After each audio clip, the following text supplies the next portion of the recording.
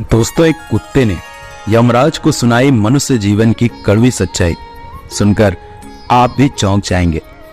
इस प्राचीन कथा में हम आपको बताएंगे कि कैसे एक कुत्ता यमलोक पहुंच जाता है और यमराज से शर्त लगाता है और यमराज उस शर्त में कुत्ते से हार जाते हैं और फिर यमलोक के सारे नियम बदलने पड़ते हैं। इस कथा में हम जानेंगे भगवान विष्णु ने यमराज को मनुष्य जीवन के संबंध में कौन सा महत्वपूर्ण ज्ञान दिया है। तो चलिए दोस्तों, आपका समय बर्बाद ना करके कथा को शुरुआत करते हैं। दोस्तों, प्राचीन काल में मध्य देश में एक अत्यंत शोभायमान नगरी थी। उस नगरी में एक धनवान सेठ रहता था। उस सेठ के पास एक लाल रंग का कुत्ता होता है। वह सेठ बहुत लालची और कपटी स्वभाव का होता है, किंतु भगवान विष्णु का परम भक्त होता है। वह हमेशा अपने इष्ट देव भगवान विष्णु की पूजा आराधना करता रहता था। फिर एक दिन उस सेठ की भक्ति से प्रसन्न होकर भगवान विष्णु उससे मिलने के लिए पधारते हैं और उसे दर्शन देते हैं और कहते हैं, हे वत्स, मैं तुम्हारी भक्ति से अत्यधिक प्रसन्न हूँ। मांगो, तुम्हें जो भी वर चाहिए, तुम्हारी जो भी इच्छा और मनोकामना है, मैं अवश्य पूर्ण करूंगा। वह सेठ भगवान विष्णु से कहता है, हे प्रभु, मैं आपके दर्शन करके धन्य हुआ। प्रभु, मुझे कुछ नहीं चाहिए, मेरे पास आपका दिया हुआ सब कुछ है। फिर वो सेठ एक सादा कागज निकालता है और भगवान विष्णु से कहता है, हे प्रभु, आप इस कागज पर अपने दस्तखत कर दीजिए ताकि मैं दुनिया के लोगों को भगवान के होने का सबूत दिखा सकूं। आजकल दुनिया में कोई ये मानना ही नहीं चाहता कि भगवान है। फिर भगवान ने कहा, ठीक है वत्स, लाओ, मैं तुम्हारे कागज पर दस्तखत कर देता हूं। इतना कहकर भगवान विष्णु उस सेठ के कागज पर दस्तखत कर देते हैं और अंतर ध्यान हो जाते हैं। फिर वो सेठ उस कागज को हमेशा अपनी जेब में ही डालकर रखता था ताकि वह दूसरे लोगों को भगवान के होने का सबूत दिखा सके। फिर कुछ दिनों बाद उस सेठ का वह कुत्ता मर जाता है, जिससे वह सेठ बहुत ही दुखी हो जाता है। सेठ का कुत्ता मृत्यु के बाद यमलोक में जाने लगता है। फिर यमलोक पहुंचने के बाद वह कुत्ता यमराज के सामने आकर खड़ा हो जाता है। यमराज उस कुत्ते का लेखा जोखा निकालते हैं और कहते हैं, हे श्वान, तुमने तो पशु का जन्म पाकर भी कोई पाप नहीं किया है। तुमने हमेशा अपने मालिक के साथ वफादारी की है, कभी किसी पशु पक्षी आदि प्राणियों को कष्ट नहीं दिया है। तुमने अपने सभी काम बड़ी ईमानदारी के साथ किए हैं। हे श्वान, एक कुत्ते का जन्म पाकर भी तुमने कोई भी घृणित कार्य नहीं किए हैं, इसीलिए तुम्हारे सभी जन्मों के पाप अब नष्ट हो चुके हैं। हे श्वान, अब तुम बताओ, तुम किस लोक में जाना चाहते हो? तुम जहां चाहोगे वहां तुम्हें भेजा जाएगा। तुम जिस प्राणी का जन्म चाहते हो वह जन्म भी तुम्हें दिया जाएगा। हम तुम पर बड़े ही प्रसन्न हैं। शीघ्र बताओ, तुम्हारी क्या मनोकामना है? फिर वह कुत्ता बोलने लगता है, हे धर्मराज, आप चाहे मुझे नरक में भेजो या स्वर्ग में, मैं कहीं पर भी जाने के लिए तैयार हूं। लेकिन मेरी आपसे विनती है कि मैं जिस भी स्थान पर रहूं, मैं किसी मनुष्य के बंधन में ना रहूं। मुझे किसी मनुष्य की गुलामी ना करनी पड़े और ना ही मुझे मनुष्य का जीवन चाहिए। आप कृपा करके मुझे कोई उचित स्थान प्रदान करें। कुत्ते की बात सुनकर यमराज आश्चर्यचकित होते हैं और सोचने लगते हैं कि मनुष्य का जीवन पाने के लिए तो देवता भी तरसते हैं, फिर ये कुत्ता मनुष्य का जीवन ना देने की कामना क्यों कर रहा है? फिर यमराज उस कुत्ते से कहते हैं, हे श्वान, तुम मनुष्य से इतना द्वेष क्यों रखते हो? मनुष्य का जन्म पाने के लिए तो बड़े बड़े देवता भी तरसते हैं। पृथ्वी पर तो मनुष्य का जीवन ही सर्वश्रेष्ठ है। फिर क्यों तुम मनुष्य का जन्म नहीं पाना चाहते हो? इससे पहले तुम्हें कभी मनुष्य का जीवन नहीं मिला है। शायद इसीलिए तुम मनुष्य जीवन के फायदे नहीं जानते हो। तुम एक बार मनुष्य का जीवन प्राप्त करके देखो, तुम्हें पता चलेगा कि उसके कितने फायदे हैं। यमराज की बात सुनकर वो कुत्ता कहता है, हे धर्मराज, मैं जानता हूं कि मनुष्य का जन्म कितना अनमोल है, लेकिन मनुष्य बड़ा ही स्वार्थी, धूर्त, कपटी और चालाक होता है। जब वो अपना मतलब देखने लगता है तो सही गलत सब भूल जाता है। उसकी तृप्ति किसी चीज से नहीं होती। सारे संसार का धन भी उसे मिल जाए तो भी वह संतुष्ट नहीं रहता। उसकी भूख कभी नहीं मिटती है। मनुष्य बड़ा ही असंतोषी होता है। वह अकारण ही दुखी रहने लगता है और दूसरों को भी दुख देने लगता है। मनुष्य मुझ जैसे बेजुबान जानवरों को अपना गुलाम बनाकर रखता है और अपना काम निकलवाता रहता है। इतना ही नहीं, मनुष्य तो भगवान को भी धोखा दे देता है। इसीलिए मुझे मनुष्य जन्म नहीं चाहिए। यमराज कहते हैं, हे स्वान, यह तुम क्या कह रहे हो? मनुष्य भगवान को धोखा भला कैसे दे सकता है? तुम जरा बताओ, मैं भी तो जानूं। फिर कुत्ता कहने लगता है, हे धर्मराज, मनुष्य जब मंदिर में जाता है तो स्वार्थी मन से भगवान की पूजा करता है। भगवान से कहने लगता है, हे भगवान, मेरा यह काम बना दो, मैं इतने पैसे चढ़ाऊंगा, दान करूंगा, धर्म करूंगा, भंडारा करवाऊंगा, गरीबों को कपड़े दान करूंगा। लेकिन जब उसका काम पूरा हो जाता है तो वह सब कुछ भूल जाता है। आगे बढ़ने की होड़ में वह अपनों को ही शोषण करता रहता है। एक दूसरे की टांग खींचने में लगा रहता है। न खुद ऊपर उठने का प्रयास करता है, न दूसरों को उठाने देता है। न चैन से खाता है और न किसी को खाने देता है। अपना काम बनाने के लिए दूसरों को धोखा देता है। और उसकी धूर्तता तो देखिए, वह भगवान को भी लालच दिखाकर अपना काम बना लेता है। जब काम पूरा हो जाता है तो कहता है, भगवान के पास तो सब कुछ है, मैं उन्हें क्या दे सकता हूं। इस प्रकार से कहकर वह अपनी बात से मुकर जाता है। हे यमराज, इंसानों के बुरे कर्मों को गिनाते गिनाते मैं थक जाऊंगा, किंतु उसके बुरे कर्म समाप्त नहीं होंगे। उसकी चालाकी के आगे तो देवता भी कुछ नहीं है। कुत्ते की बात सुनकर यमराज कहते हैं, हे स्वान, माना कि इंसान बहुत चालाक है, लेकिन वह हम देवताओं को मूर्ख नहीं बना सकता, क्योंकि हमारे यहाँ जितने भी जीव आते हैं उन्हें हम ही दंड देते हैं। उसने पृथ्वी लोक पर कितनी चालाकी क्यों न की हो, उसे मृत्यु के बाद यही आना पड़ता है। सभी इंसान यहाँ पर आकर हमारे सामने रोते हैं, माफी मांगते लगते हैं। नरक जाने के भय से और मेरे भयंकर रूप को देखकर थर थर कांपते हैं। सभी मनुष्य हमारे अधीन रहकर ही काम करते हैं। फिर वह कुत्ता बोलता है, हे धर्मराज, आपके पास जितने भी मनुष्य आते हैं वे सब मरे हुए होते हैं। आपका पाला किसी जीवित इंसान से नहीं पड़ा है। यदि आप किसी जीवित मनुष्य को यमलोक लेकर आओगे तब आपको पता चल जाएगा कि जीवित इंसान कितना खतरनाक होता है। उस कुत्ते की बात सुनकर यमराज को आश्चर्य हुआ और गुस्सा भी आ गया। वे सोचने लगे, ये तो हमारे यहाँ पर आकर हमारा ही अपमान कर रहा है। इस तुच्छ कुत्ते को दिखाना होगा हमारे सामने कोई इंसान कुछ भी नहीं है। इंसानों की चालाकी हमारे सामने नहीं चल सकती।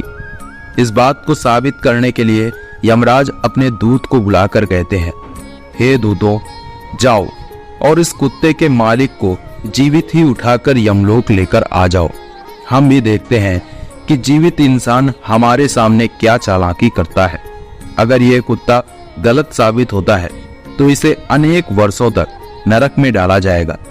उस कुत्ते को पूरा यकीन था कि एक अकेला जीवित मनुष्य स्वर्गलोक में खलबली मचा देगा। फिर यम के दूत धरती लोक पर जाते हैं और उस कुत्ते के मालिक को अर्थात उस सेठ को चारपाई के साथ उठाकर यमलोक में ले जाने लगते हैं। तभी बीच रास्ते में उस सेठ की नींद खुल जाती है और वह देखने लगता है कि दो अत्यंत हष्ट पुष्ट सिंगों वाले यमदूत उसे चारपाई के साथ उठाकर यमलोक ले जा रहे होते हैं।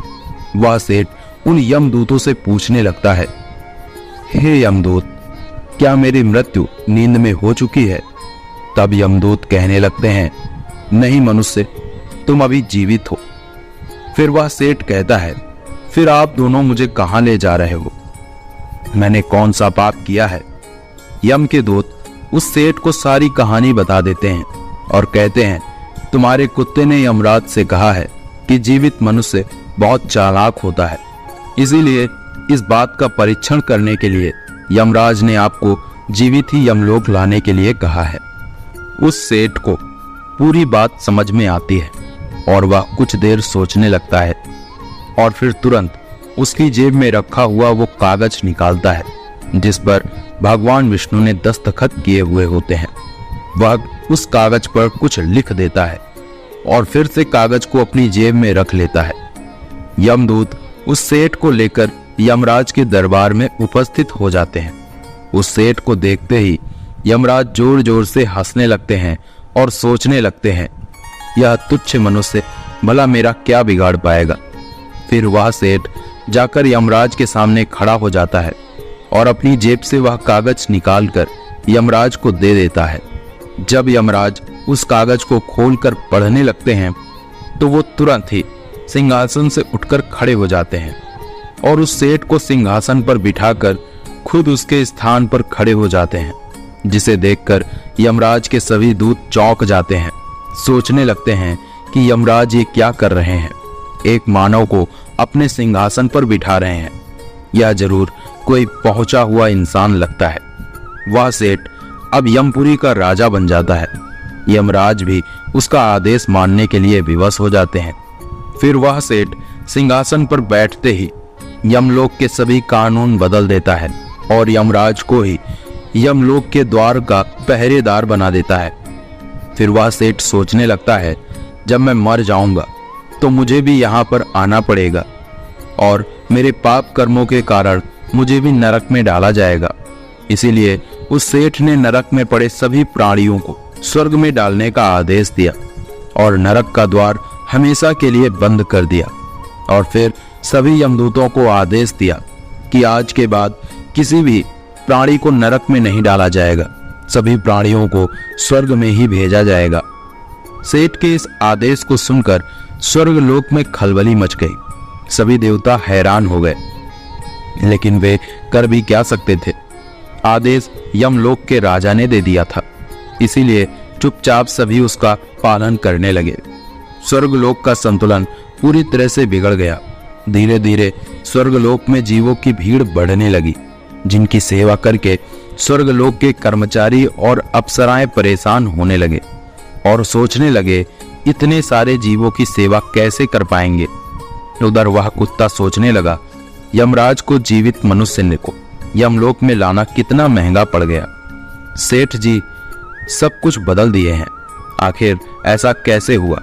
फिर वह कुत्ता अपने सेठ के पास गया और पूछने लगा, सेठ जी आपने ये सब कैसे किया। अब तो आप यमलोक के राजा बन गए हैं, अब मैं सारे जीवन आपका दास बनकर रहूंगा। कृपया आप मुझे बताइए कि आपने ये सब कैसे किया। तब उस सेठ ने धीरे से उस कुत्ते के कान में कहा, जब मुझे पता चला कि मुझे जीवित ही यमलोक में ले जाया जा रहा है तो मैंने भगवान विष्णु के दस्तखत किए हुए कागज पर यह लिख दिया कि जिस जीवित मनुष्य को यमराज यमलोक बुला रहे हैं उसे यमलोक का राजा बना दिया जाए। यही मेरा आदेश है। उस कागज पर भगवान विष्णु के दस्तखत देखकर यमराज को लगा कि यह भगवान विष्णु का ही आदेश है, तो उन्होंने बिना विचार किए यही मुझे यमलोक का राजा बना दिए। सेठ की बात सुनकर वह कुत्ता बहुत खुश हुआ और सोचने लगा, इंसानी दिमाग चाहे जहां भी रहे खुराफात तो करेगा ही। इधर यमलोक का ऐसा हाल देखकर सभी देवता भगवान विष्णु से मिलने के लिए बैकुंठ चले गए और उन्हें सारी बात बता दी।